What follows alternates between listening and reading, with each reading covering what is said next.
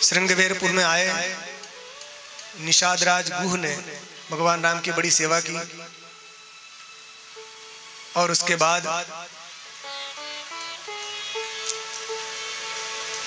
सुमंत्र जी से कहा कि अब आप भी जाइए, हम यहाँ से गंगा पार करके उस तरफ जा रहे हैं।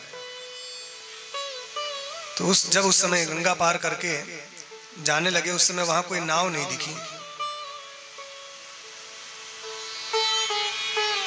जब नाव नहीं दिखी तो क्या करें? तो अब यहाँ पर रामचरितमानस में एक बहुत ही सुंदर केवट वाला प्रसंग प्रारंभ हो रहा है। भगवान राम ने नाव मांगी। एक केवट था नाव चलाने वाला, एक ही नाव थी वहां, पानी बहुत गहरा था। सीता राम लक्ष्मण तीनों तट पर आ गए, निषाद राजगु भी था। सुमंत्र जी को बड़े बस भेजा, वे भी दूर से देख रहे थे।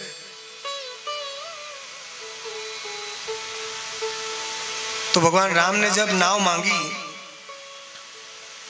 तो उस केवट ने मना कर दिया, हम अपनी नाव नहीं लाएंगे महाराज। अरे क्यों मना कर दिया? केवट बोला कि मैं आपका रहस्य जानता हूं, आपका मर्म मैं जानता हूं, इसलिए मैं नाव नहीं लाऊंगा। मर्म जानते हो? क्या भैया क्या जानते हो? तो कहने लगा वो कि आपके जो चरण हैं इसके अंदर कोई जादूगरी है, इसके चरणों की धूल में। क्या जादूगरी है? क्या आपके चरणों की धूल जिस पर लग जाती है तो वो नारी बन जाती है, सामने वाली वस्तु। कैसे? तुम्हें किसने बताया? अरे महाराज आपने हुआ, एक पत्थर की शिला का आपका स्पर्श किया आपने, तो हमने सुना है कि वो बहुत सुंदर नारी बन गई, अहल्या, और गौतम ऋषि के साथ चली गई। तो महाराज ये आपकी जो चरणों की धूल है इसमें जादू है, जादू टोना है आपने किया, इसके अंदर कोई मूरी है। मैं अपनी नाव में नहीं बिठाऊंगा। क्यों? कि महाराज जब आपके चरण पत्थर को भी नारी बना सकते हैं तो मेरी नाव तो लकड़ी की है महाराज। लकड़ी की नाव को आपने यदि सही में नारी बना दिया तो बड़ी गड़बड़ हो जाएगी। तो ये केवट वाला प्रसंग बहुत ही मधुर है।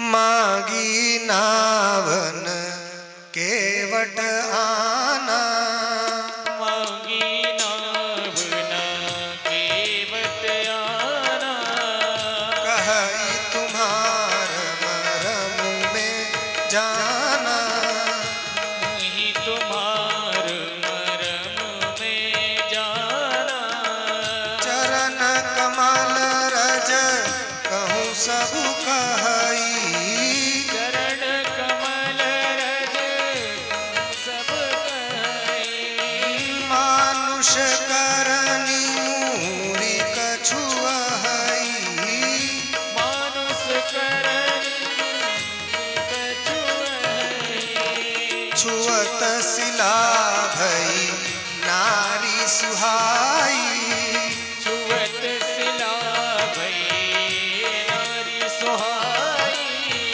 पाहन तेन काठ कठिनाई, पाहन तीन काठ कठिनाई, तरनियु मुनि घर नी होई जाई, करन मुनि धरनी होई जाई, बाट परई मोरी नाव उड़ाई, बाट पर मोरी नाव उड़ाई, एही प्रतिपाल सब परिवारू, यही प्रतिपाल सब परिवार, नहीं जानू कछु और कबारू, नहीं जानू कछु और कबारू, जो प्रभु पार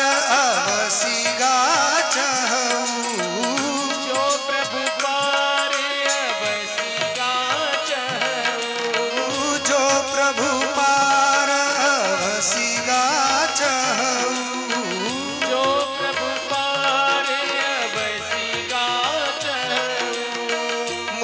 पद पदुम पखारन कहूँ, मोहि पद पदुम पखारन कहूँ, मोहि पद पदुम पखारन कहूँ, मोहि पद पदुम पखारन कहूँ, मोहि पद पदुम पखारन कहूँ।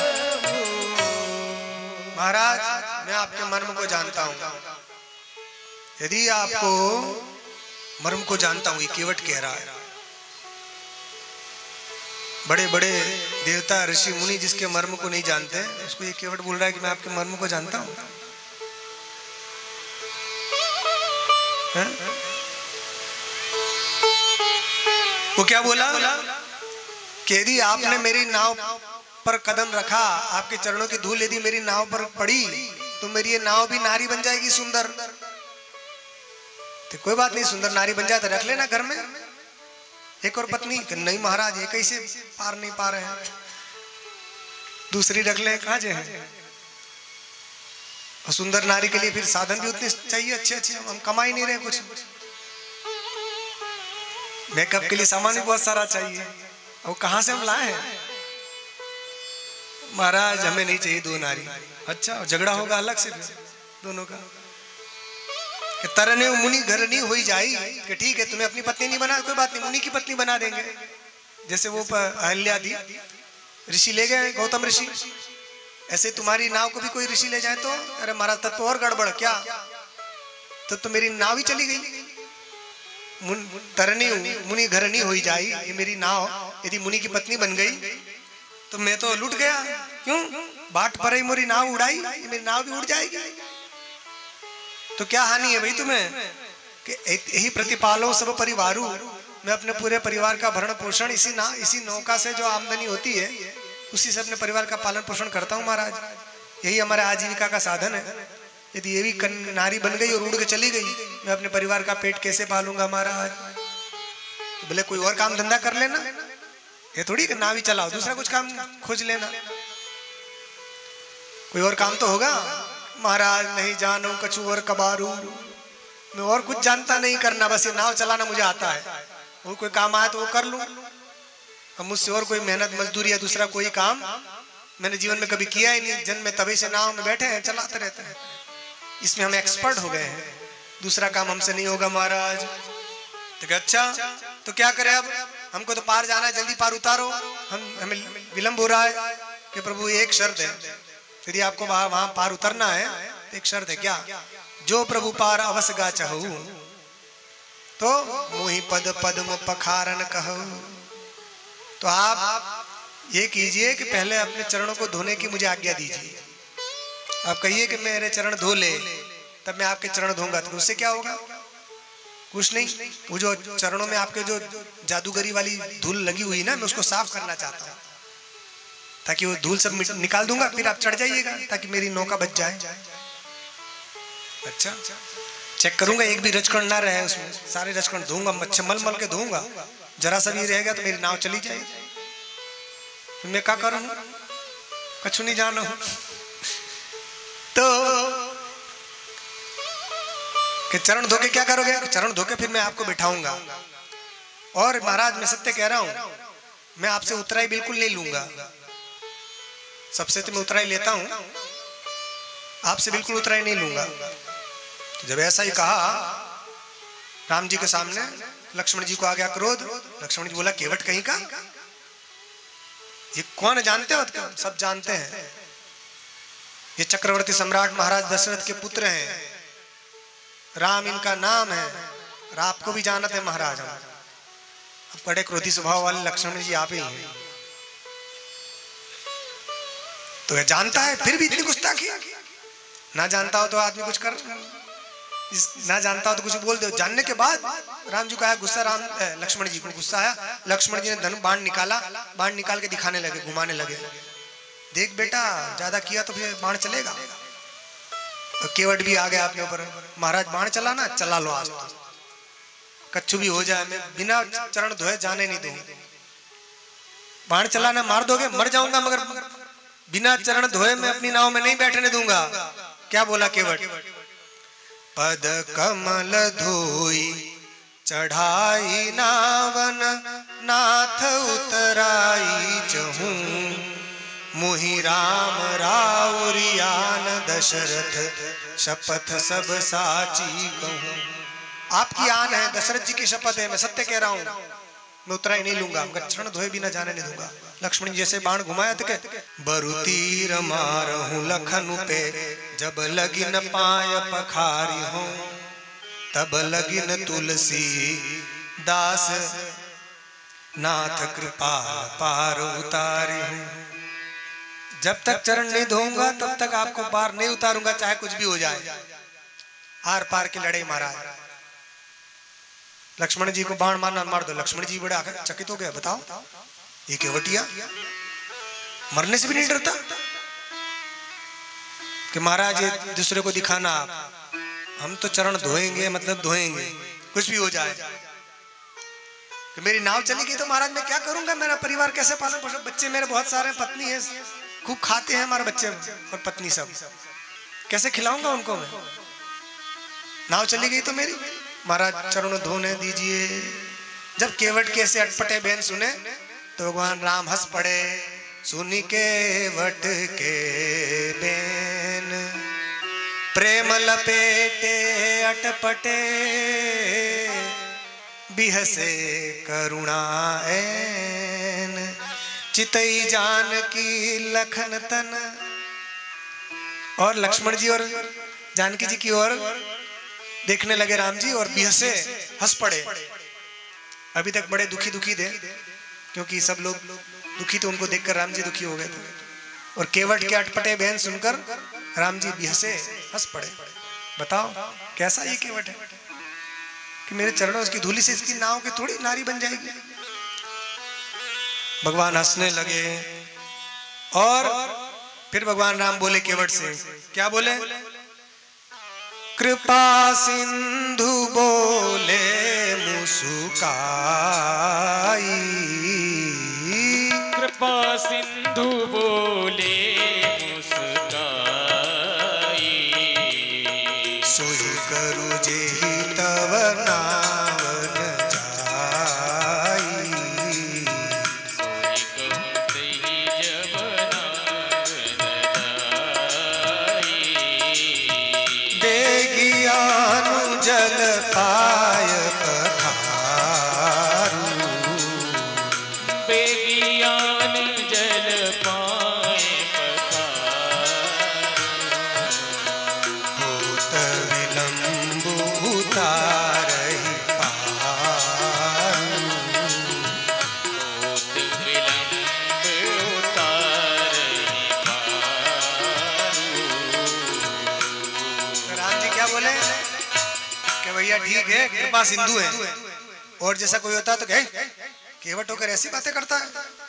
और जैसा कोई राजा हो, आप समझिए प्रधान मुख्यमंत्री जी आए हो, नाव से वहां जाना हो कहीं, और नाव वाला कहते कि नहीं जाने देंगे, तो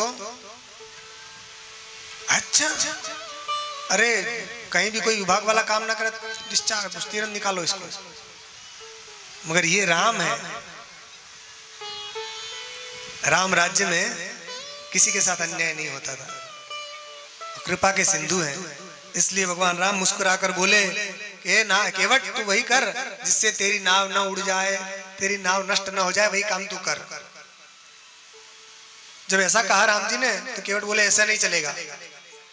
तो स्पष्टम स्पष्टम एकदम स्पष्ट स्पष्ट बोलिए आप, क्या ऐसा बोलिए कि मेरे चरण धो, तब मैं धोऊंगा वरना नहीं धोऊंगा।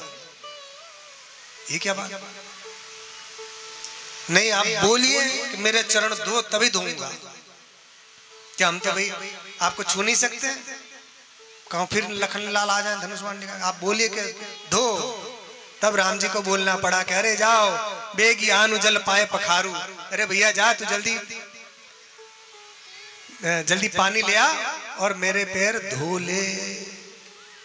वो तो विलंब उतारे पारू, भाई हमको बड़ा विलंब हो रहा है, जल्दी से हमको उस पार उतार दे। राम बोले अपने चरणों को धोने के लिए। ये बड़ी अद्भुत घटना हो गई, सामान्य घटना नहीं है। राम मर्यादा पुरुषोत्तम है, अपने चरण धोने के लिए नहीं कहते किसी से, मगर यहाँ कहना पड़ा, नहीं कहेंगे तो पार नहीं उतारेगा। और बहुत देर हो रही थी तो राम जी ने विनय किया उस केवट से, अरे भैया उतार दे पार जल्दी। तो तुलसीदास जी कहते हैं, जा सुनाम सुमिरत एक बारा उतरे नर भव सिंधु अपारा। जिसका नाम स्मरण करने से मनुष्य भव सागर पार कर जाता है, वही राम आज इस केवट से निहोरा कर रहा है।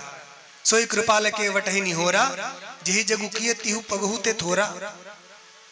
वो राम केवट से निहोरा कर रहे हैं जिसने अपने 3 पग छोड़िए, दो ही पग में सब कुछ नाप लिया था। वामन अवतार में 3 पग पृथ्वी मांगी थी, एक ही पग में पृथ्वी मां नाप ली, दूसरे में ऊपर के लोक नाप लिए। तो 3 पग भी नहीं हो पाया ये पूरा ब्रह्मांड जिनके चरणों में। वे राम ये छोटी सी नदी पार करने के लिए केवट से निहोरा कर रहे हैं, भैया उतार दे पार। तो जब भगवान राम ने ऐसा निहोरा किया तो जो गंगा जी बह रही थी, तो गंगा जी सोचने लगी कि ये कौन है, ये राम ही है कि भगवान है कि कौन है। गंगा जी मोहित हो गई राम जी का ये वचन सुनकर। कह रहे हैं, पद नख निरखी देवसरी हरसी, सुनी प्रभु वचन मोहमती करशी। भगवान के वचन सुनकर गंगा जी मोहित हो गई। बताओ ये मेरे प्रभु है, कौन है? केवट से कह रहे हैं। फिर राम जी के चरणों की ओर देखा गंगा जी ने, जैसे ही चरणों को देखा तो प्रसन्न हो गई कि हाँ यही मेरी उत्पत्ति स्थान है, यही से तो मैं प्रकट हुई हूँ। तो राम जी के चरणों को देखा तो पता चल गया कि यही मेरे प्रभु हैं, तो प्रसन्न हो गई। सोचिए भगवान ऐसे ऐसी लीला करते हैं। इतना ही नहीं, जब राम जी ने कहा कि जाओ केवट मेरे चरण धो, तब केवट ने क्या किया, भागता भागता गया और केवट राम रजाय सुपावा। केवट राम रजाय सुपावा, पानी कठवता भरी ले आवा। पानी कठवता भरी ले आवा। अति आनंद उमगी अनुरागा, अति आनंद उमगी अनुरागा। चरण सरोज पखारन लागा। चरण सरोज पखारन लागा। बरसई सुमन सुर सकल सिहाई।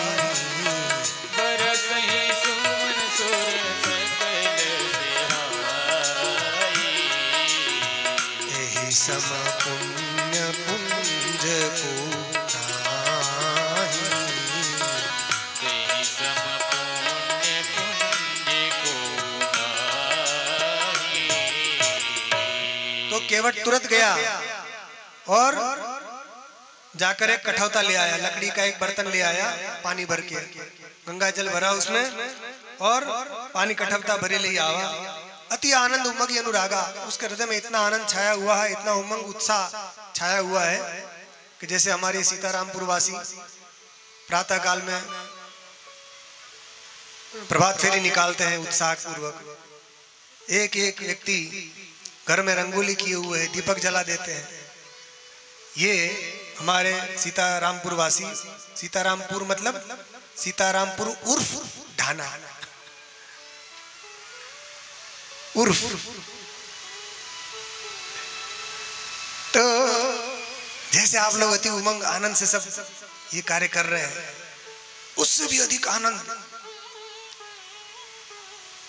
उस केवट के हृदय में आ गया। अति आनंद उमंग अनुराग, और राम जी के चरणों को धोने लगा बहुत, और बार बार चरण धोए जा रहा है, धो रहे जा रहा है। पत्नी को बुला ले, बच्चे को बुला ले, आओ सब आओ, धो। एक बार धोए, 2 बार धोए। राम जी के हो गया कि नहीं, और क्या हुआ, फिर धूल कोई लग गई हो तो मेरी नाव चली जाएगी महाराज। फिर धोने लगे, फिर एक चरण धोए, फिर वो चरण को निकाल के दूसरा चरण धोए, फिर राम जी का हो गया कि नहीं महाराज, उसमें फिर धूल लग गई, वो लाओ। अब वो निकाल के करे कि इसमें धूल लग गई, ये लाओ, धोता ही रहा। अब राम जी कहे कि क्या करें तुम, अब एक पैर तो निकालेंगे, एक करेंगे, तो क्या करें? तो कि महाराज एक काम करो, दोनों पैर एक साथ रख दो। फिर ठीक है, तो दोनों पैर एक साथ रखने गए तो कहा अरे थोड़ा बैलेंस बिगड़ रहा है, क्या करें? कि महाराज मेरे कंधे पर हाथ रख, मेरे सर पर हाथ रख दीजिए, आप गिरे नहीं इसलिए। तो कहा कि नहीं करेंगे तो मैं से चलता रहेगा, लेफ्ट राइट लेफ्ट राइट। यदि आपको जल्दी करना है तो फिर मेरे सर पर हाथ रख के खड़े हो जाइए, ताकि आपका बैलेंस बिगड़े नहीं। मैं कोई अपने मस्तक पर हाथ रखवाना नहीं चाह रहा, मेरी बिल्कुल इच्छा नहीं कि आप मेरे मस्तक पर हाथ रखो। मैं जानता हूँ आप बहुत बड़े हैं, कहाँ हाथ रखेंगे, पैर धोने के लिए कह देते बहुत है। यदि आपको कोई असुविधा होती हो तो ये मैं सुविधा बता रहा हूँ कि यहाँ पकड़ के खड़े हो जाइए ताकि आप गिरे नहीं। राम जी मन ही मन मुस्कुरा रहे हैं, देखो भैया पैर भी धुलवा लिए और मस्तक पर हाथ भी रखवा रहे हो, बड़ो चतुर है। और राम जी दोनों पैर रखे फिर उसके मस्तक पर हाथ रख दिए। जैसे मस्तक पर हाथ रखे उसी समय क्या होने लगा, बरस सुमन सुर सकल सिंहा है, सारे देवता ये सब देख रहे थे। ओह भगवान राम ने इसके मस्तक पर अपना कर कमल रख दिया और सब लोग दिव्य स्वर्ग के जो पुष्प हैं उसकी वृष्टि करने लगे, पुष्प बरसाने लगे, रामचंद्र की जय जयकार करने लगे। बोलो रामचंद्र भगवान की। यही सम पुण्य पुंज को नाही। देवता लोग ऊपर से कहने लगे कि इस केवट के जैसा पुण्यशाली कोई नहीं है, भाग्यवान कोई नहीं है। क्यों? कि जिनके कर कमल को मस्तक पर रखने के लिए बड़े बड़े देवता तरसते हैं, फिर भी वो नहीं रखते किसी के मस्तक पर हाथ, कभी कभार किसी के। इसके कहने से तुरंत रख दिया। आहा, फिर उस केवट ने क्या किया, पद पखारी जलुपान करी आप सरिस परिवार, पितर पारु करी प्रभु पुनी मुदित गयऊ लई पार। केवट ने परिवार सहित सबको बुला लिया, रिश्तेदार नाते, आओ सब लोग आओ, खूब पियो खूब पियो। बार बार धोए जा रहे पिए जा रहे कि एक कण भी नहीं रहना चाहिए, कौन से कण से चिपक जाए मेरी नाव चली जाए, नारी बन जाएगी महाराज। अब चरण धोए, फिर नाव पर चढ़ाया और गंगा जी के उस पार उतार दिया। तो कहते हैं प्रभु को तो उसने बाद में पार उतारा, पहले उसके पितर वो तर गए। भगवान के चरण कमल धोने से भगवान का कर कमल मस्तक पर आ गया, तो उस केवट के जितने पितर थे नरक में या कहीं भी, वे सब तर गए, उन सब का उद्धार हो गया। पितर पार करी प्रभु ही पुनी, पहले पितरों को पार कर दिया फिर प्रभु गए। अर्थात जिसके कुल में अच्छा पुत्र या अच्छी पुत्री हो जाए तो उसके कुल में यदि कोई नरक में गया हो तो उसका भी उद्धार हो जाता है। तो पुनि मुदित गए लई पार, और बहुत सुंदर गीत गाते हुए भगवान का गुणगान करते करते गंगा जी के उस पार ले गया। और फिर सुरसरी रेता में उतरे। कौन कौन थे? सीता राम लक्ष्मण और निषादराज गुह, ये थे। उतरी ठाड़ भय सुरसरी रेता, सिय राम गु लखन समेता। जब उतर गए पार भगवान और सब लोग खड़े थे, केवट भी नाव से उतरा, गंगा जी की रेत में खड़ा था। तो क्या किया सबसे पहले, केवट उतरी दंडवत कीना, प्रभु सकुच ही नहीं कछु दीना। केवट ने दंडवत प्रणाम किया। भगवान को संकोच हुआ कि मैंने इसको कुछ दिया नहीं, उतराई कुछ देना चाहिए, मगर उतराई तब दे जब कछु हो, क्योंकि कई कई माने तो मांग लिया था। तापस देश विशेष उदासी, 14 बरस राम वनवासी। विशेष उदासी, विशेष उदासी मतलब पैसा वैसा कुछ नहीं रखना है साथ में, कपड़ा लगता पैसा कुछ नहीं रखना है, ये विशेष उदासी। तो भगवान कुछ भी लेकर नहीं चले। दशरथ जी ने तो कहा कि मेरी सेना जाएगी, कोष जाएगा, इनके साथ सब जाएगा। तो खड़ी हो गई कि जब सब इसी के साथ जाएगा तो मेरा भरत क्या करेगा, वनवास किस बात का, कुछ नहीं ले सकते। वो तो सीता जी को भी वलकल वस्त्र पहनाने लगी। कैकेयी अच्छे वस्त्र पहन के जा रही थी, उतारो राज पोशाक उतारो, वल्कल वस्त्र पहन के जाओ। अब सीता जी को पता ही नहीं था वल्कल वस्त्र कैसे पहनते हैं, ऐसे ऐसे करके कैसे पहनते हैं बताइए। तो उस समय वशिष्ठ जी को आ गया क्रोध और बोले दुष्ट कैकेयी, अब तेरी अति हो गई, देख अब तू शांत हो जा, तुम अति करने क्या करी, तो अब मैं सीता को ही अयोध्या के राज सिंहासन पर इसका ही अभिषेक कर दूंगा मैं, और जब तक राम नहीं आते तब तक सीता ही राज्य करेगी। पालयिष्यति मेदिनीम, कहा क्या महाराज आप तो धर्मात्मा है, नारी के लिए राज्याभिषेक की बात कैसे कर रहे हैं, धर्म विरुद्ध कर रहे हो, कैसे कर सकते हैं आप? धर्म विरुद्ध नहीं है, धर्म सम्मत है। क्या कि जो पत्नी होती है वो पति का आधांग होती है, और ये सीता राम का ही आधांग है, इसलिए मैं सीता का अभिषेक कर दूंगा और सीता ही इस अयोध्या का राज्य करेगी, अयोध्या पर राज्य करेगी। वाल्मीकि रामायण में लिखा है।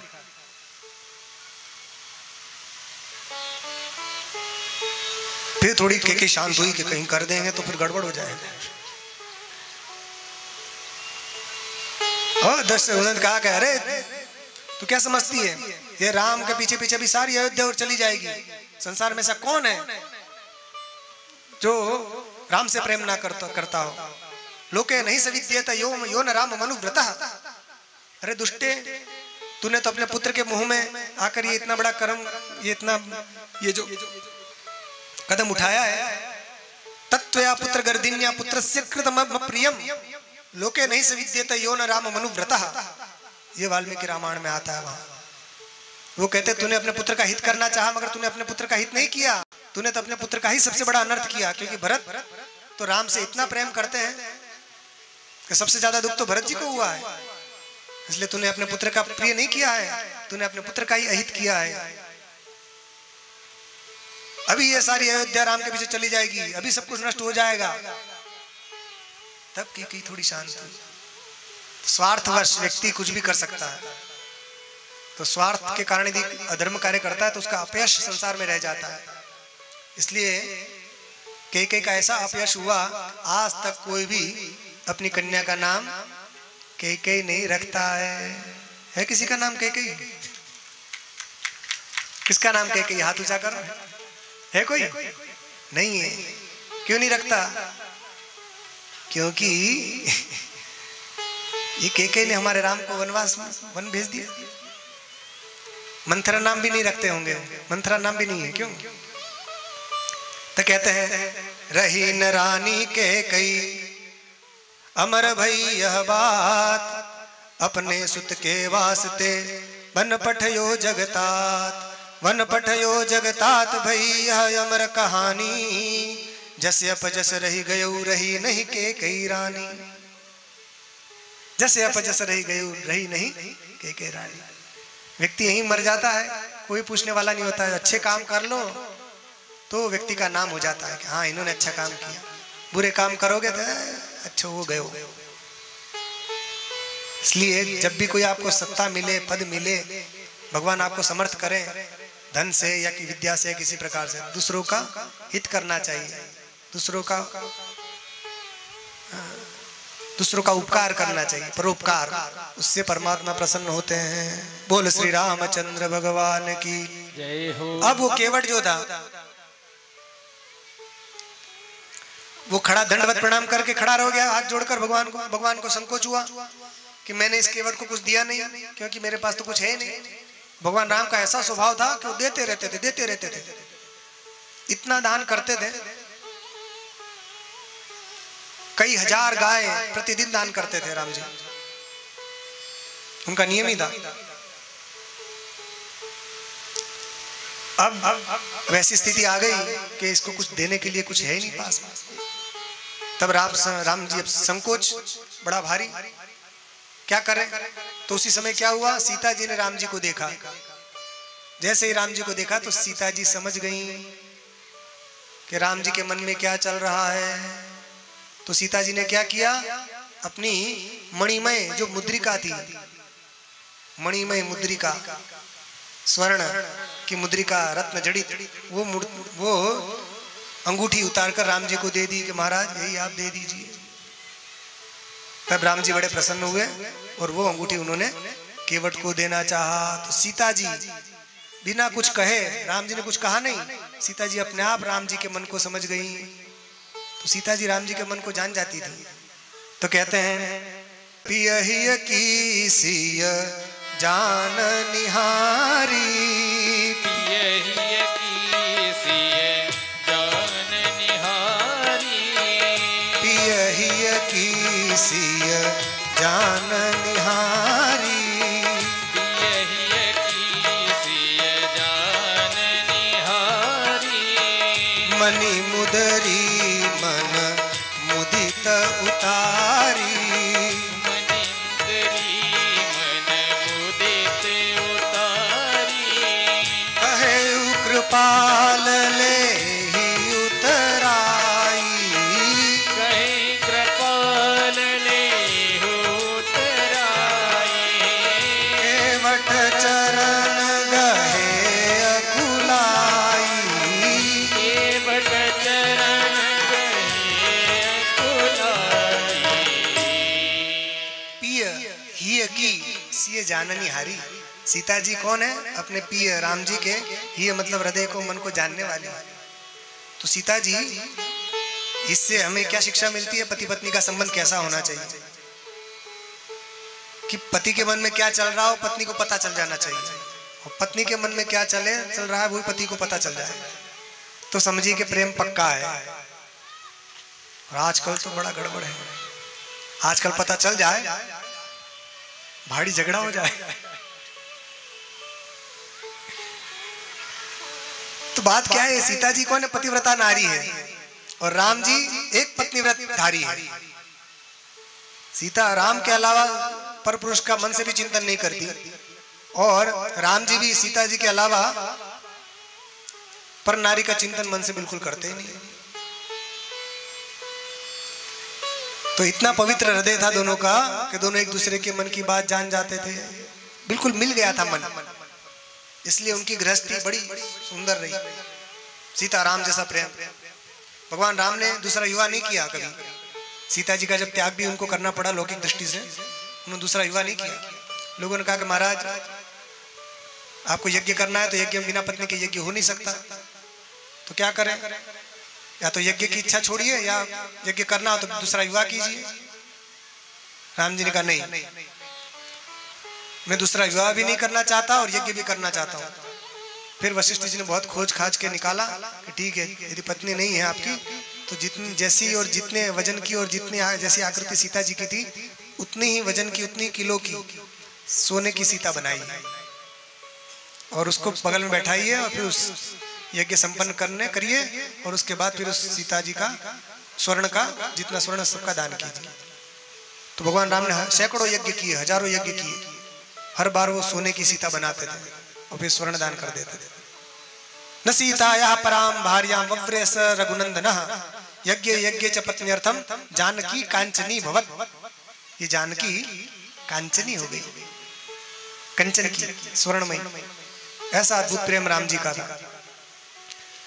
तो राम जी इतना प्रेम करते थे सीता जी से, इसलिए जो आपने जो कथा चल रही है किस चौपाई पर चल रही है? जनक सुता जग जननी जानकी अतिशय प्रिय करुणा निधान की, उस चौपाई की ये व्याख्या चल रही है कि सीता जी राम जी के लिए अतिशय प्रिय थी। सीता जी के लिए सब कुछ छोड़ने के लिए तैयार रहा। अतिशय प्रिय करुणा निधान की, सीता जी राम जी को अतिशय प्रिय थी और मन की सारी बात जान जाती थी सीता जी राम जी की और राम जी सीता जी की। पिय ही की सी जाननी हारी, और मणिमय मुद्रिका उतार के दे दी। उस समय कोई संपत्ति भी नहीं थी, अंगूठी थी वो भी तो आगे काम आती वन में, मगर वही उतार के दे दी। क्यों? क्योंकि राम जी की इच्छा है कि कुछ देना है और उनके पास कुछ नहीं है तो दे दिया। आजकल के कहो कि भैया पति जी को जरूरत है, अपना एक हार निकाल के एफडी तोड़ो, जमीन बेचो, हमारा हार नहीं निकालेगा, होता है।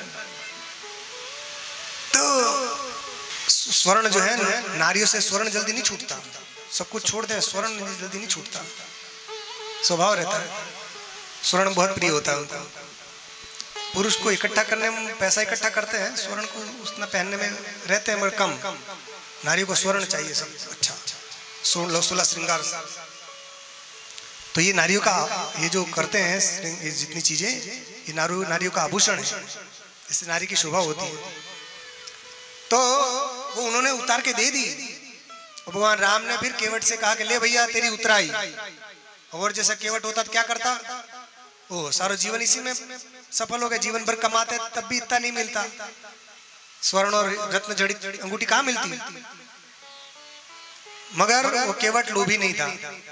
केवट ने क्या कहा, केवट बोला नाथ आजू में काहन पावा, नाथ आजू में काहन पावा, मिटे दोष दुख दारिद्र दावा, मिटे दोष दुख दारिद्र दावा, बहुत काल में कीनी मजूरी, बहुत काल में दीनी मजूरी, आज दीन विधि बनी भली भूरी, आज दीन विधि भली भूरी, अब कछु नाथन चाहिए मोरे, अब कछु नाथ न चाहिए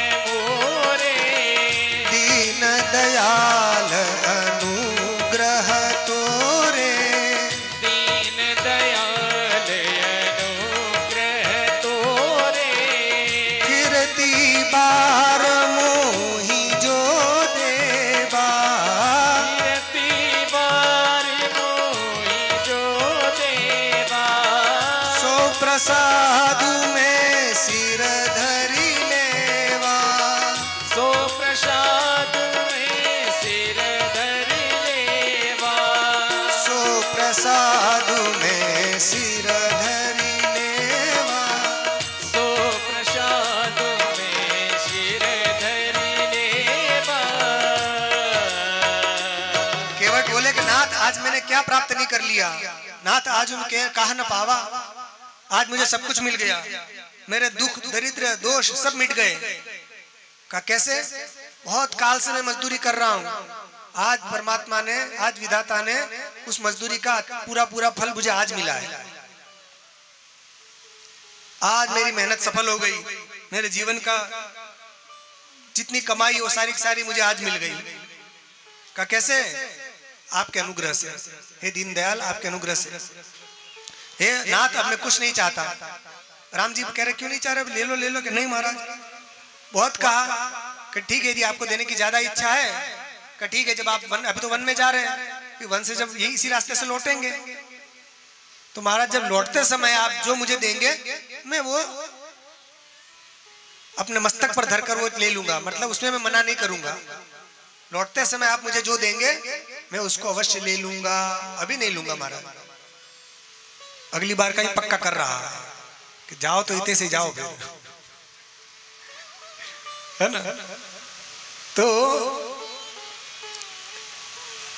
अब 14 वर्ष जानता था कभी 14 वर्ष बाद राम वन से आने वाले, महाराज आप अगली बार आएंगे तब मुझे जो देना चाहे वो दे दीजिएगा, मैं अभी आपसे नहीं लूंगा।